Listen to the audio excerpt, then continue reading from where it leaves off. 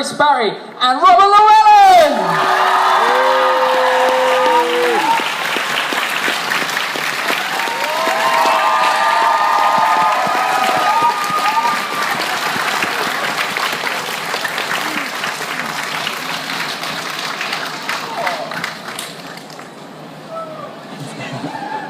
Morning.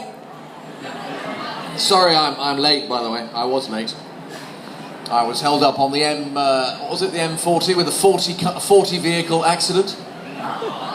200 yards away from it, so, you know, the big man's telling me something. He spared me this time. Bob.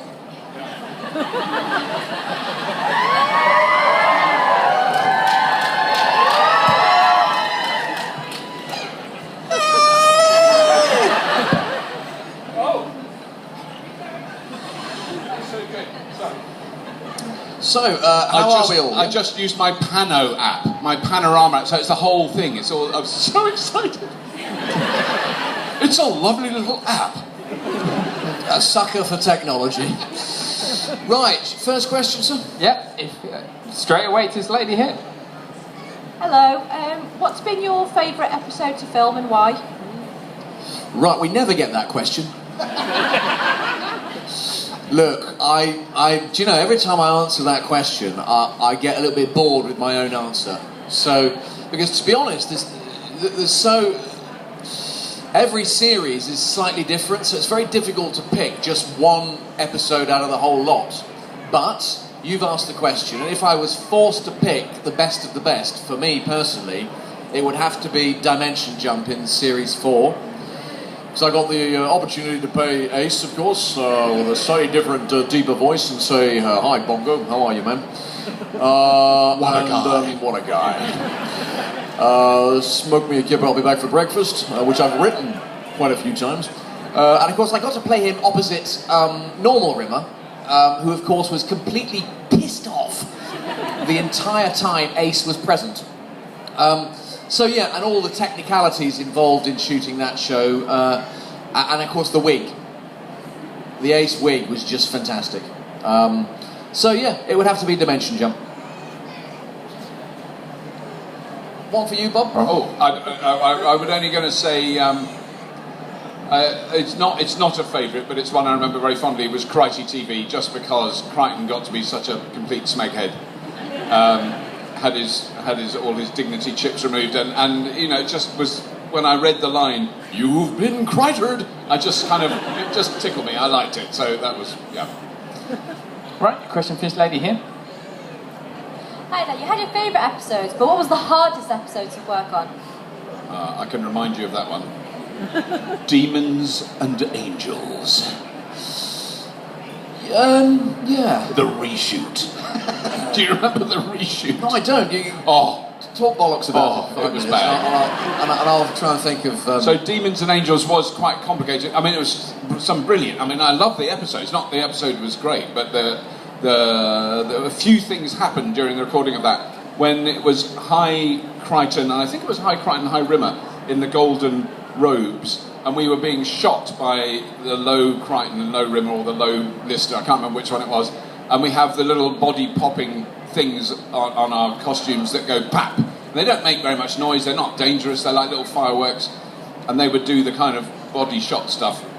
And because we were wearing loose flowing robes around our nether regions, one of the little poppy things was sort of in the inside of my right leg, which meant it was pointing at the inside of my left leg, and when it went pop, I've still got the scar, a little burn mark on your leg, which makes you sore. I mean, not in a dangerous place from a gentleman's point of view, but close.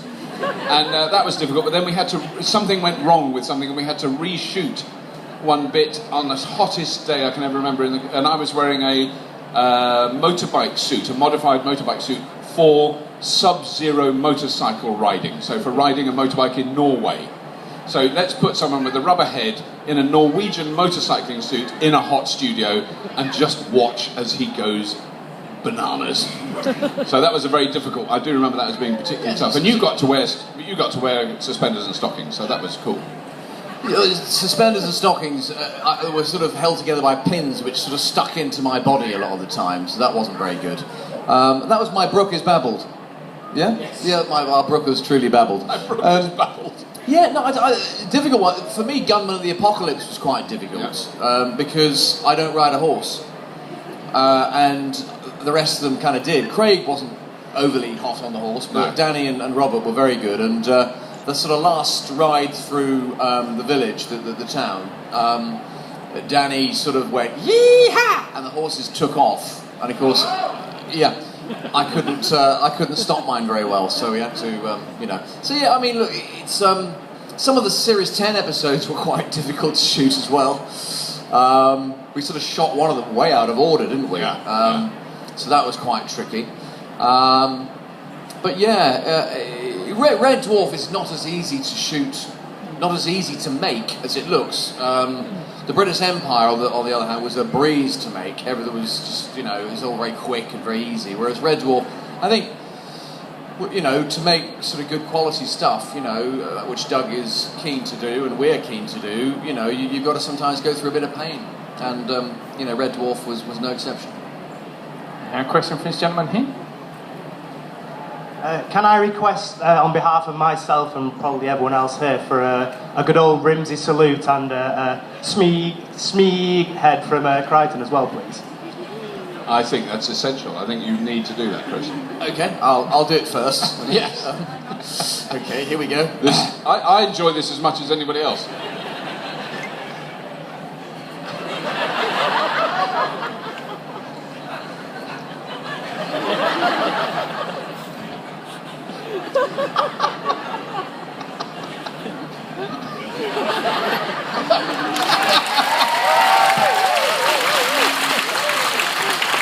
That was quite a long one.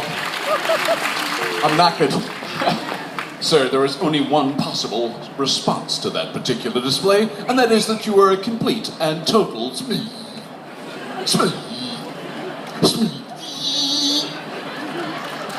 Bravo, Crikey. Question from a lady here. Hi, so where did the word smeg come from? How did that come about? An Italian fridge. Next. There's one thing, I'll just give you some very brief advice. If you could now Google, we used to say look in a dictionary, Google the full word. Smeg is a shortened version of the word smegma. S-M-E-G-M-A. Just look that up and you'll realise why we're not going to go into great detail here with younger members of the audience. It was basically a fake swear word that Rob and Doug managed to get past the BBC. They hadn't got a clue what it was, and it's anyway, that's enough. We have a question here. Italian fridge. A question here.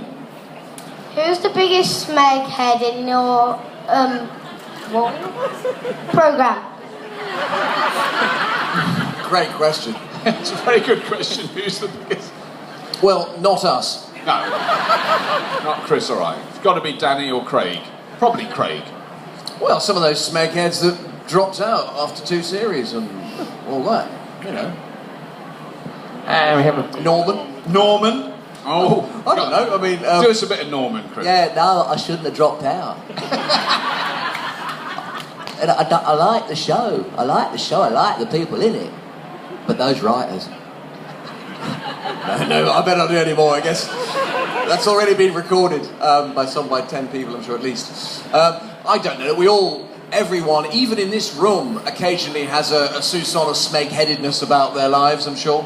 And Bob and I are no exceptions, so I wouldn't like to say who's the biggest smeg-head.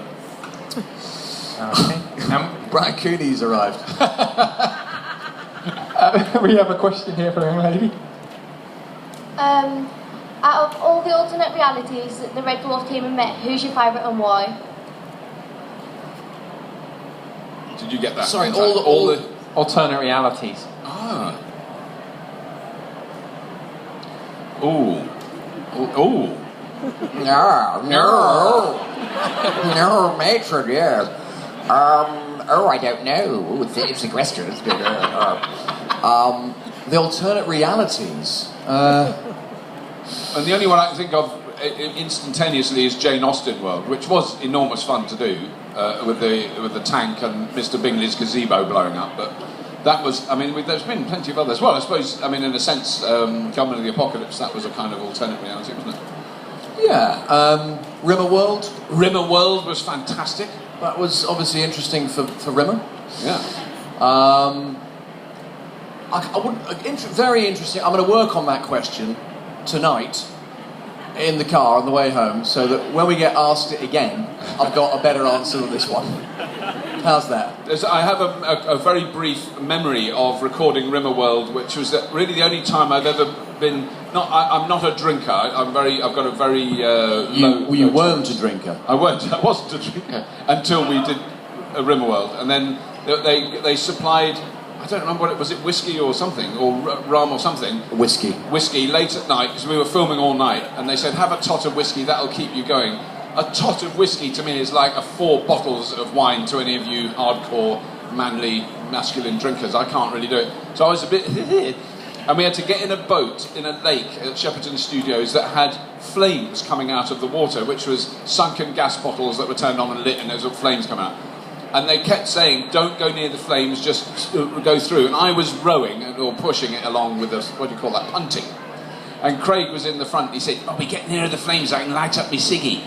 So I wasn't sober enough to go, Craig, we're actually filming a major TV series here. And I went straight for the flames. And then Craig leant over, and off a flame that was the height of this building, lit a cigarette. As he often says, and it's always true, I do all my own stunts. And we got a question right at the back.